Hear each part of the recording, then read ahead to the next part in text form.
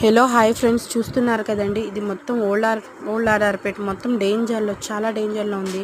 అసలు ఈ ఈ సిచ్యువేషన్ చూస్తూ మనసు అయితే ఆగట్లేదండి, బాధతో నిండిపోతుంది. ఎన్ని ఫ్యామిలీస్ అలాగ వచ్చేస్తున్నాయి, ఏంటి అసలు అనేది అర్థం కావట్లేదు. అసలు ఇక్కడంతా మునిగిపోయి గేదెలు, ఆవులు మొత్తం సేవ్ చేస్తున్నారు, కానీ చాలా తప్పిపోయాయి. వాళ్ళు చాలా రోధిస్తున్నారండి.